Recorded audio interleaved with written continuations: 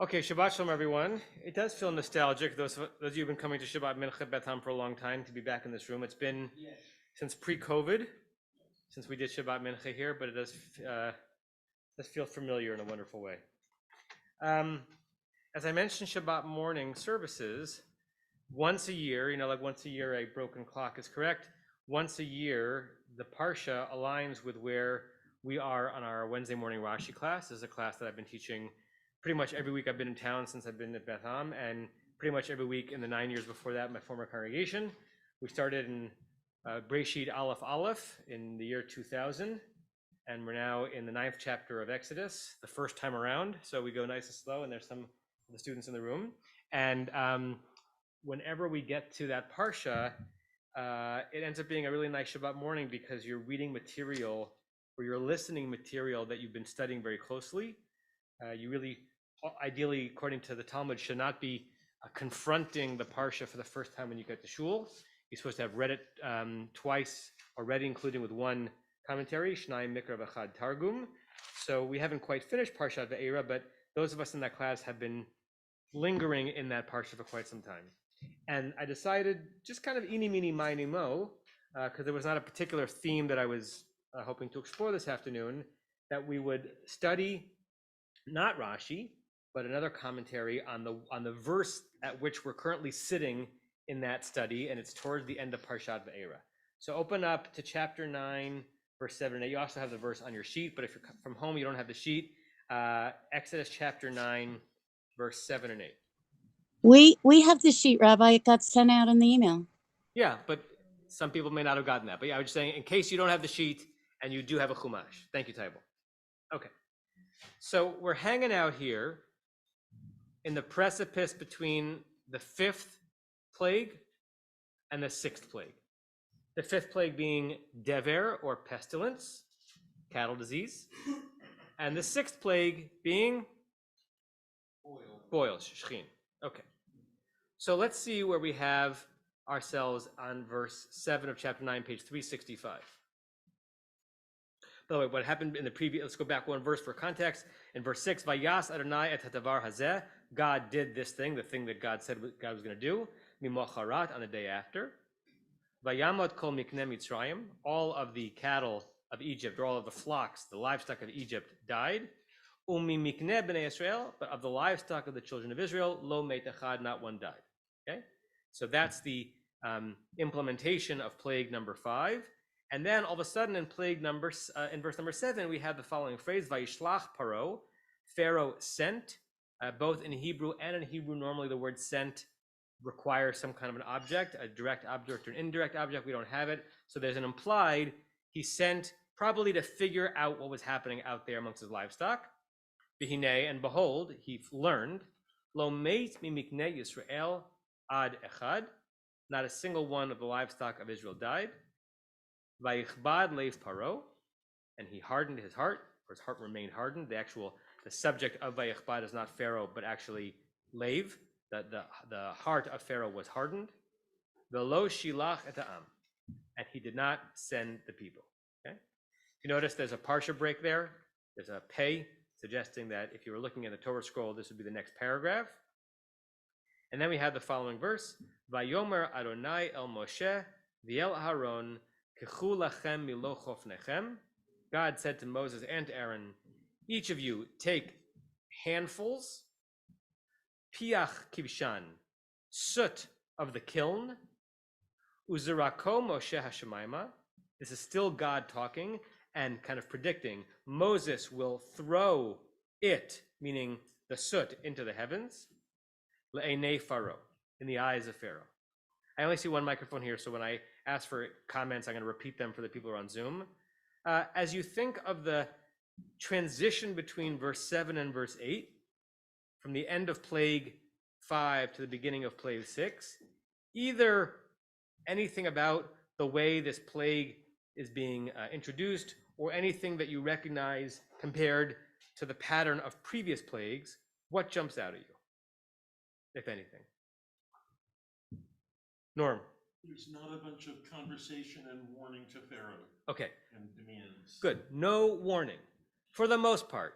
even as we struggle with some of the theological implications of God continuing to like hammer Pharaoh for ostensibly that which God is making Pharaoh do, at least there's a warning, right? In most of the plagues. All of a sudden, Pharaoh's heart is hardened in verse 7, and whammo, we're beginning plague 6. No, there's no conversation of, if you don't release my people, then I'm going to bring the 6th plague upon you. It's just right into plague 6. Anything else strikes you about either any in detail of these two verses or the transition between them? Norm? Moshe is going to throw the soot up at Aaron, just probably hold his. Right. So the verse 8 has God speaking to Moses and Aaron, but only one, and telling both of them to do one thing, but then only one of them to do a second thing. He says to Moses and Aaron, take handfuls of soot from the kiln, but only Moses is going to have any job in throwing it up in the air. Okay? What else? So the question might be, why would that be? What else? Anything else jump out at you? Yes, Jackie? Well, it's interesting if you look at the Hebrew, that it's giving two different directions. That Moshe's throwing it towards the sky into the eyes of Pharaoh. Like that's probably two different directions at the same time. Right. So Jackie's saying is that at the end of the verse, we have something that could be seen as two different directions at once.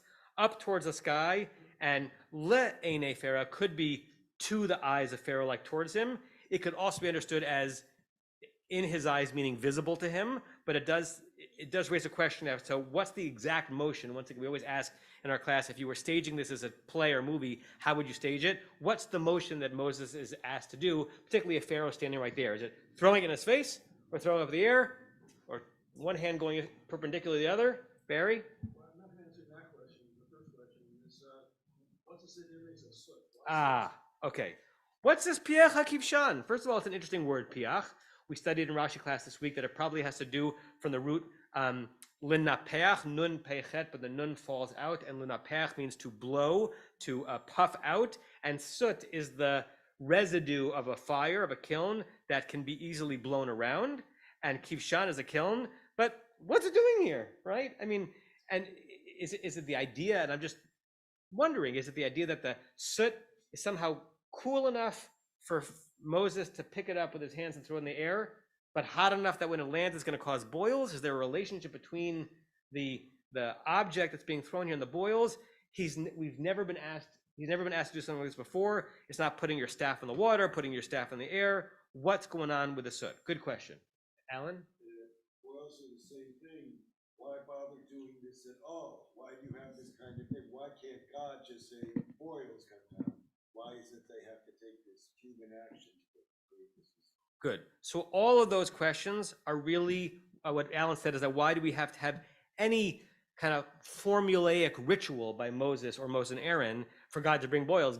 Can't God say, let there be boils, right? Okay, those are all good setups to the commentary we're going to read. Normally when I teach about Mincha, I bring 4 or 5 different commentators. I was really taken by one long comment by someone that I rarely teach about, just because I don't know why. I don't know why I don't. What's that? Right, Moshe David Cassuto, also known as Umberto Cassuto. He's a fascinating person in Jewish intellectual history. He was a 19th and early 20th century Italian rabbi, and he was one of the first well-known and beloved teachers who spanned the culture between from medieval commentary Judaism and study of Torah and academic, scholarly, historical approach to the study of the tradition. He was a scholar. He was a scholar of Semitic languages. He was a scholar of ancient history. He was a scholar of archaeology. And but he was not a maskil. He was not part of the kind of religious enlightenment that led to conservative and reform Judaism. Right? He probably looked down upon those in that generation. But he was an academic with a university scholar degree. But he was a very frum Jew. In Italy, that was more acceptable than in most of Europe. Correct. What Stevie added, that very overlap was more common in the late 19th century in Italy than it would have been, say, in Poland or in Germany. Okay, and his commentary is an interesting one because on nearly every comment in his Torah, and I have no extensive experience with the Cassuto. I don't know nearly as much about his commentary as I do some of the others that I study and quote. But you see an overlap of a traditional frum love of text and the mind of an academic scholar, right? Bringing them all in together. Look what he says. Piska shishit. I don't know why he calls it piska as opposed to nega, but on the sixth plague, shchin. I'm going to read in the Hebrew. I'll translate phrase by phrase in the English. You can also follow along in English. Gam lifnei hamaka hashishit. Also regarding this sixth plague, the one that we're about to read about, shehi hashlishit b'machzor hasheni, which is understood to be the third of the second cycle. So there are different ways of dividing the plagues. In Rashi class 2 weeks ago, Barry was talking about how the first 5 and the second 5 might be thought of in a different category. There's another way of thinking about them, that the first 6 come in 2 waves of 3 that have patterns that you can map from the first wave onto the second one. So the sixth plague, right, and we see a remnant of that in the last 3 ways in which we take wine or grape juice from our cup on Pesach. So the sixth plague, which remember is the third of the second cycle, which means by implication it can be compared to the third of the first cycle. What's the third plague? Kinim, lice, okay. Lo ba'a hatra'a. There was no warning.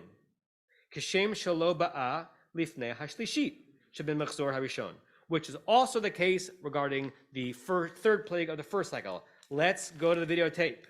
Any Warner Wolf fans? Anyone? Let's look at the transition to the third plague. So, Kinim.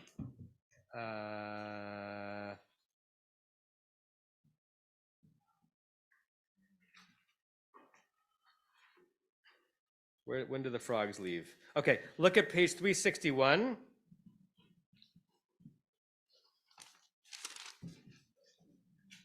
The bottom of page 361, chapter 8, verse 10. Vayitzberu otam chomarim chomarim, the dead frog corpses piled up in heaps. Vativ'ash haaretz, the land stunk, verse 11. So this is the end of the second plague. Vayar paro ki atah harvacha. Pharaoh saw there was some kind of like a pause.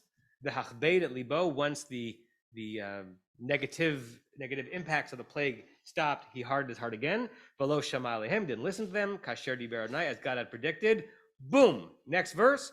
Vayomer Adonai Moshe emor laron neteh madcha v'hachet afar haaretz v'hayahat lechinim b'chol eretz Yisrael. We have no warning between the second and the third plague. God said to Moses, tell Aaron, extend your staff, smack the dust of the earth, and they will become lice. So Kasuto says plague 6, which is the third plague, is similar to plague 3, the first third plague, in that there's no warning. That's the first thing he says. Yeah, Alan? It also ties in another human activity to create the plague, the third and the sixth. To strike it, they're striking it to strike the dust to create the. Good. Another association. I mean, many of the plagues begin that way, but this also looks like something fine and easily blown, like the afar, that can turn into the plague. Hakatuv misaper lanu miyad. The text actually tells us immediately, meaning without warning. Now in bold, this is a quote from the verse. Vayomer Adonai Moshe ve'Aaron, God said to Moses and Aaron, like we just read, Kechu lachem malocho fnechem piach kivshan. Take both of you handfuls of soot, etc. Now he goes on. So he's answered he's drawn a comparison between the third plague and the sixth plague. Madua yesh lahem lakachat piach kivshan lo namar. Why it was the case that they had to take the soot of the kiln was not said. So he's asking a more specific question than the general one that Alan was asking. Alan was asking, why is there any ritual required?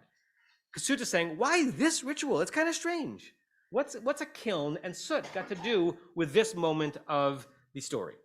V'lich ora, at first glance, nir'eh hadavar muzar. The thing seems strange. This is a very subtle point. Rashi never would have said that. There's something like the fact he's taking a look at this with an academic, not a cynical eye, but a sufficiently critical eye. Rashi never looks at the Torah and says this is strange. Rashi might think it's strange, but he'll lead you to an answer without in any way kind of suggesting there's anything odd going on in the text. Kasuto says this is an odd thing, right? Why did it happen that way? Aval yesh lasim lev lakach. But we should actually pay attention to this specifically. Shehakivshan hu beit hacharoshet Kivshan, the kiln, is a kind of a factory, right? A Beit HaCharoset is a factory. Shabo ovdim avoda be'esh, within which workers do work with fire, right? So I don't know if anyone has ever spent time in a kiln, right? So he's thinking of Barry. Yes, we have a kilner here, right? So it can be a single apparatus, or it can be like a room, right, within which there are many furnaces going. And this is a hot, smoky, unpleasant, perhaps, place to work if you're working factory hours, not your own hours, making kiddush cups for the bar mitzvah boys at Temple Beth. Uvein hashar sorfim ba'esh et halavinim. And amongst other things that might happen in a kiln, particularly in ancient kilns, they would use fire to do what? To burn the bricks. To burn which bricks? The bricks with which they were asked to do their very hard labor. Omnam hayu hamitzrim. Indeed, even though the Egyptians, lifnei hatkufa haromit, before the Roman era, again, this is the language of a scientist, of a scholar, right? Mishtamshim al rov b'lebenim miyubashot b'chum hashemesh. Even though it's the case that the ancient Egyptians, for the most part, used the majority of their bricks as being bricks that were dried out by the heat of the sun, right? Think about it, right? The simpler, it might take longer, but the simpler way to have something be dried out in the ancient world, if you don't have like a operating furnace, is just to have it be, laid out in a hot Middle East sun, and that would turn them into bricks. And even though most of the bricks that were done in ancient Egypt before the Roman period were done that way, 1 second, Barry, aval gam sreifat halvenim bekivshan haita nehuga Islam. It was also the case, he's saying from his historical studies, that you could find bricks in ancient Egypt that were made by burning in a kiln. Barry? Dried clay is called greenware, and when it gets wet, it dissolves. So if you build anything with greenware bricks, after a few seasons, you have nothing left. Got it. Putting it into a high fire, that's called bisqueware, and that'll last a few seasons. Thank you. So we've got from the local expert that if you do make bricks by drying it out in the sun, it might last you a bit, but the rain's going to break it down. If you fire it in a furnace, it's going to last a lot longer. So that was an important technological advance, and that became more common after the Roman period. But they, even in the early Egyptian period, they did it a little bit. V'dafka b'binyanim mimei hashushelet hatshasre. And specifically in regard to buildings from the 19th dynasty of Egyptian kings, Ashushelet is a dynasty, She'eleha shayach Ramses Hasheni, to which dynasty the second Ramses was connected, Hu Oto Paro She'ibeded Yisrael, the very pharaoh that enslaved Israelites. Ayin Lamala Amud, he tells us, look earlier in my commentary if you want to look more on that. Umimei Hashushelet Ta'asrim, and from the days of the 20th dynasty, Nimtseu kama pa'amim levenim srufot ba'esh. He's saying archaeological studies have shown, right? I didn't check out his sources, but I have no reason to disbelieve him. Archaeological studies have shown, and carbon dating has shown, Egyptian bricks burned in a kiln as old as the dynasty associated with the pharaoh who enslaved the Egyptians. No carbon dating? At the turn of the century, isn't that like 120 years ago? No? Okay. What's that? I told Tova to come to this class, but Tova is under the weather right now, so she's excused. Okay? So from the knowledge he had at the time, they seem confident that you had this technology working as old as the dynasties that are associated with the oppression of the Israelites. Okay? Can anyone see where he's going here? Right? He's sort of telegraphing it. V'hinei nemar lamala, and it's said above, Sha'asiyat halavanim haita achat avodot hakashot hamutalot al bnei Yisrael b'Mitzrayim. It's said above where, we'll look at it in a second, chapter 1, verse 14, that making bricks was actually some of the harshest labor that was imposed upon the Israelites in Egypt. Look at Exodus chapter 1, verse 14 that we read this morning. Actually, I don't know if we read it this morning. Chapter 1, verse 14 of Shemot. That will be page 319. Okay?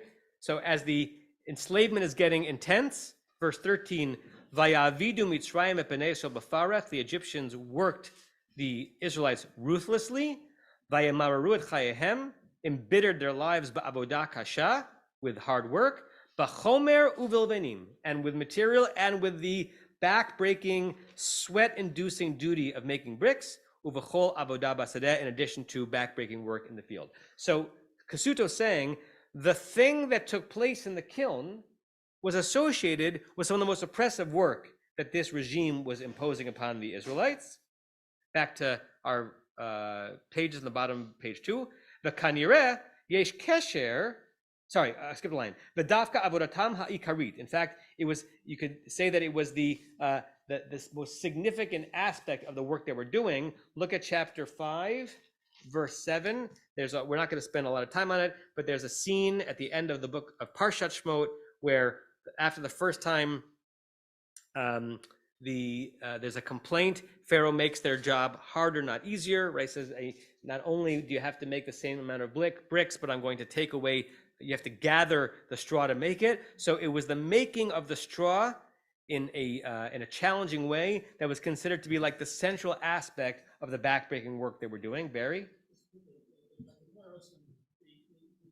pyramids in Asia, the country that they made, they were built just a few centuries ago and they're gone. The size of the pyramid in Egypt, monstrous. Every one of those bricks, the size of every one of those bricks was kiln fired. Yeah. So Barry telling us that the pyramids in Egypt that have lasted were all kiln fired, and probably to great discomfort, to say the very least, of the people who were doing it. Okay. Third line from the bottom of page 2. The kanireh yesh kesher bein shnei advarim. It appears that there is a connection between these two things. What two things? The fact that the sixth plague of boils was begun with soot of the kiln, and the fact that the Israelites were hard at work where? Possibly in the kilns burning the bricks. Ashan hakivshan, or Eshan hakivshan, mitpazer mehera ba'avir. The smoke from a kiln, as soon as it leaves the kiln, it dissipates very quickly into the air, right? There's no remnant of the smoke. I mean, we're probably breathing it, but you can't trace it in the same way. V'halvenim muvaot b'mugdam u'b'muchar michutz lebeit hacharoshet. Not sure exactly what he means here, b'mugdam u'muchar. Literally, it says the bricks are brought either early or late outside the factory. I think he's saying one way or another, whether being... Okay, but one way or other, the bricks that are made in the kiln don't stay at the kiln, right? Eventually, they're made in the kiln to be brought out to be built with, right? So they eventually leave the factory. So the smoke leaves the factory, the bricks leaves the factory. What doesn't leave the factory? The soot. Aval hapiach. But the black soot that represented the hard labor of the Israelites, nishar kayam al kotlei hakivshan, stays in existence as evidence on the walls of the kiln. I can't help myself from making the connection of what the walls of the crematoria in Poland still look like, right? So it's not thousands of years later, it's decades later, but it's still there. And until and unless those walls come crumbling down, and they should never come crumbling down because they are a testament to what took place to us, you literally see, not symbolically see, you literally see the blackened walls of the crematoria that were created with the soot of our people. Right? And obviously Kasuto wasn't referring to that because he's living before the Shoah. Although I think he lived until the 1950s. So I don't know when he's reading this particular commentary. Doesn't matter. And it symbolizes and exemplifies the soot, the hard work, shel po'apolim, of the workers. Therefore, min hadin, it makes total sense. Yesh Piach said that this very soot, which represents the harshest part and the most enduring part of the harshest labor, shenotzar ki'ilu mitoch ze'at apehem shel ha'mishuabdim, that was created, as it were, from the sweat of the brows or of the noses of those enslaved, yavi onesh al bsaram shel ha'mishabdim, would be the very thing by which the punishment would fall where? On the skin. That's why it's shchin. right? Because where does soot mark you? On your skin. So you take the soot that marked the walls and clearly marked the Israelites who were making the bricks, and that's going to be the vehicle by which the skin of the oppressors, of the enslavers, is going to be also burned, not blackened by soot, but reddened by boils. Okay? So all of a sudden, you can't imagine a more appropriate way for this plague to begin. It's one of the most unusual midah keneged midah that I've ever encountered. Yeah, so what Alan said, it's one of the most unusual and I would say apt midah keneged midah, measure for measure. What started out as Kasuda saying, this is odd, now lands after his study with us, right, as the most non-odd way to begin any of the plagues. Okay, now he goes on to part 2, right, through the question of another kind of responding to another question that we had around the table, which is why it is that Moses and Aaron were treated differently in this verse. In the beginning, they were treated the same, they're different. Ein limtso kushi b'davar. Don't find it difficult. The fact, what fact? Shagam Moshe, v'gam Aaron, mitzuvim lakachat below chofnehem. Both Aaron and Moses were commanded to take full handfuls, piach hakibshan, of the soot of the kiln. V'achar kach nemar rak v'zrako Moshe hashemayma. Afterwards, it said that only Moses is going to throw it in the air. We talked about that. Why is that the case? Moshe levado, and only Moses. Lifnei paro, in front of Pharaoh. B'li shum milah meforeshet, without any explicit word, al ma she'aseh Aaron b'melo chofnavu. What's Aaron doing with his handfuls? Right, the way the Torah tells it, Moses and Aaron each scoop up soot, and then Aaron just stands there with soot in his hands. What's going on? He's not the one throwing it up. Kan yireh aleinu l'ta'er lanu et ha'inyan b'derech zeh. He says it makes sense for us to explain or describe the scene in this way. Shnehem ba'im l'toch hakibshan. 2 men walk into a kiln. Sounds like a joke. 2 men walk into the kiln. Ushnehem lokchim melo chofnehem. 2 of them take handfuls. Because a chofen is a handful. So full handfuls. Piach of soot, hakibshan, from the kiln. V'samim oto betoch kli. They don't just hold it in their hands. They take that soot, and even though the Torah doesn't tell us to do it this way, it puts it in a vessel. Me'ein kufsa, some kind of a container, a box. Kedei lahavio lifnei paro. This goes to your question, Jackie. Like, where is this taking place? According to Kasuto, they each had 2 scoopfuls. Those scoopfuls were denoting an amount. How much soot? The amount of soot that 2 men could carry, and then put in a vessel, because Pharaoh's not at the kiln, right? They're taking it from the kiln. You think it's still going to be in their hands? You ever tried to hold sand for more than a half second, right? If you're in the kiln, and you can be sure that Pharaoh's chambers are far away from the kiln, and they tried to carry it in their hands, it would dissipate. They put it in a box in order to bring it in front of Pharaoh. They're not going to go in front of the king with hands blackened by soot. This was the amount they were taking. They put it in a container, they wash their hands, and then they go and have an audience with Pharaoh. And when they were finally standing in front of Pharaoh, Moses would take all of the soot in the vessel, and he did this. So it's not that Aaron didn't have a job. His job was you needed two full double hands worth of soot for this particular act. Where am I? Page 4.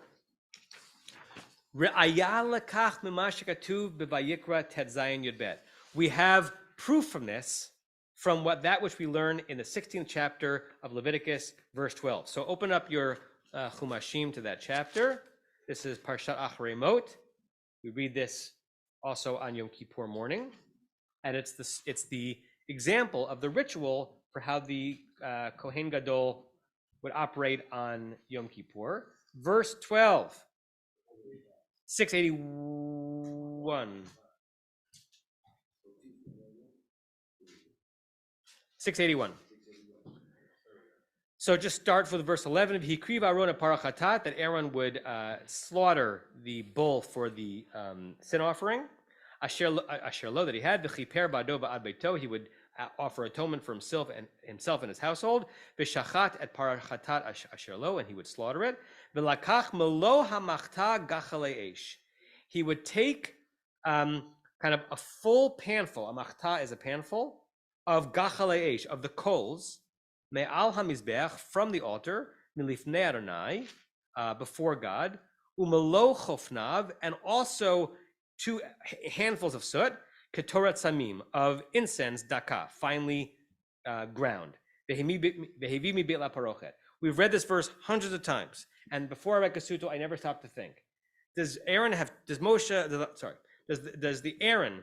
high priest have 2 hands or 3 hands? Because in this verse, he's taking a full panful of glowing coals, and also molo chofnav, 2 handfuls of soot. That's 3 hands. I'm not a mathematician, but that's 3 hands. Kasuto says, see, the same thing is happening in this verse that was happening in Egypt. So he quotes the verse, go down to 1, 2, 3, 4, 5 lines of the Hebrew at the end. Barur davar. The case is clear. She'ilu hayu shtei yadav shel hakohen leod ketoret.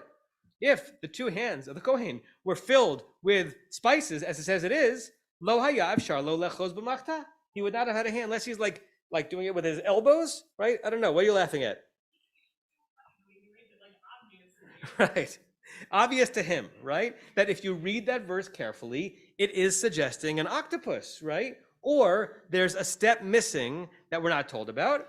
Ela hakavanahi, but rather the intent is, and he says, compare to Mishnah Yoma chapter 5 verse 1, which we'll look at in a second. Shia Kohen, what did the Kohen do? Chofen malo chafnav, he takes 2 scoopfuls of the incense, and then he puts it into the ladle, right? He's not holding it indefinitely. That is an amount. It's not the key part of the ritual. The amount is 2 scoopfuls. Look as how he connects it to Mishnah Yoma. So Mishnah Yoma is mostly the laws not about what we think of as Yom Kippur, the fast, but the ritual in the temple. And look what it says in the opening Mishnah of this 5th chapter of Yoma. Hotzio lo et hakaf et hamachta. They brought, the assistant priest would bring out the kaf, the ladle. Kaf in modern Hebrew is a spoon, but in rabbinic Hebrew it's a ladle, like a big scooping spoon. V'et hamachta, and the coal pan. V'chafan malo chafnav, he would take the fill of his hands. And how do we know it's hands and not hand? Because chofnav is plural. It's not chofno, it's chofnav. So he would fill his hands, v'natan latoch hakaf, and he'd take the total amount he'd scooped up and he'd put it in the ladle. Hagadol lefi godlo, v'katan lefi kodno. The big one according to its bigness, and the small one according to its smallness. Anyone know what that might refer to? Size of the hands. The Kohanim were different sizes. Some Kohanim were 6'2", and some were 5'4". And there's commentary in the Mishnah that says that based on which Kohen was serving at a time, they had different sized ladles. Because the idea was that if you were going to scoop up this much, you should have a ladle big enough to put into. But if you were going to scoop up this much, you shouldn't be embarrassed by your tiny little hands that it wasn't going to fill up the ladle, because you should have the full honor of doing the ritual no matter how big your hands were. Some people have big hands, some people have small hands. Okay? The kach haita midata, and that was its size, which means that each Kohen had their own kind of proprietary ladle for the ritual. Ladle, as you know, we talked about this in Raj class, one of the English words that most sounds like it's from Yiddish. Okay, just want to make sure we're on the same page. Ladle and far-fetched. Natal et hamachta bimino, he took the fire pan in his right hand, v'et hakaf, and the ladle filled with the amount of soot, or in this case incense, that had been taken by both of his hands in his left hand. That's how he performed the ritual. Kasuta says, read that back into our scene, and it becomes very obvious. Aaron and Moses go into the kiln. Take how much soot? The amount of soot that you both can fill up in both of your hands, 4 heaping handfuls of soot. Put it into a box, even though it's not written there. Go wash your hands so that you can go in front of Pharaoh like a mensch. And then once you're in front of Pharaoh, who's initiating this plague? Some plagues are initiated by Aaron. Some plagues are initiated by Moshe. This one's initiated by Moshe. Throw it up, either up into the sky or into Pharaoh's eyes, or both at the same time. I wanted to bring this to you just as an example of a different way of doing Torah study than your classic medieval commentaries, because he's weaving together history and science and archaeology, but still with a loving loyalty to this text. He wants to solve this so that when you're done reading it, all of a sudden the scene makes sense. First, he makes the scene not make sense by forcing you to read it slowly. And then he resolves the not making sense by saying, there's actually a very easy way of explaining all of this. Yeah. So I'm now more committed to studying and teaching Kasuto than I have been in the past. I just hadn't come across him in quite some time, and I thought this was worth a lengthy sit down with you. Comments, questions, reactions? Stevie. I mean, it opens up the question without answering about what the symbolism is that Aaron participates, right? That, right? If it was simply a volume question, Moses could just take 4 handfuls or however much, is required. Yeah. But like there's something significant that Moses and Aaron are both, dirtying their hands, and he doesn't explain that himself. He sort of leaves that to the reader. Yeah, what Stevie said for those on Zoom is that his resolution resolves the two questions he was working on, but leaves open others, which is, Moses, if it was just volume, as Stevie said, Moses could have done the action twice. Why is Aaron involved in the bringing the soot out, right? I could produce an answer to that. Doesn't mean it's the answer, but it's an interesting question. Like, why is it significant that both representatives of the people get their hands dirty with the soot that Kasuto reminds us is symbolizing the very burden that the people are under? That's a good question. Norm, was there a hand down over there? It seems to me that usually when God wants Aaron to do something, he tells Moshe to tell him. And in this case, he said he told Moshe and Aaron. Yeah. That's interesting. So Norm is pointing out that sometimes God tells Moses to tell Aaron to do something. This time, God is speaking to both of them. Tybal, I see your hand up. Yes, if it's okay. I was just interested on the happenstance that you found Kasuto and decided to look at him where you don't usually. Yeah, so at some point this week, I guess after Rashi class on Wednesday, when I realized that I'd be teaching Shabbat Mincha and it was on the Parsha that we are in class, I'm like, well, where did we stop? I'm committed to teaching Rashi on this verse this coming Wednesday, but who else has something interesting to say? So, in a former era, that would be, going through my bookshelf. And in this era, it's called Sefaria. So basically, I had a fun hour on Sefaria, reading as many commentaries as I could on this verse until I found one who, they're all interesting, of course, but that was worthy of exploration. Originally, I was going to bring several, but once I got to Kasuto and got a sense of what he's saying, I thought it was worth lingering on the entire commentary. But it was as random as that. It was what was on Sefaria on a verse that I'd already committed to teaching to anyone but Rashi, because you have to come to class Wednesday morning to get the Rashi on this.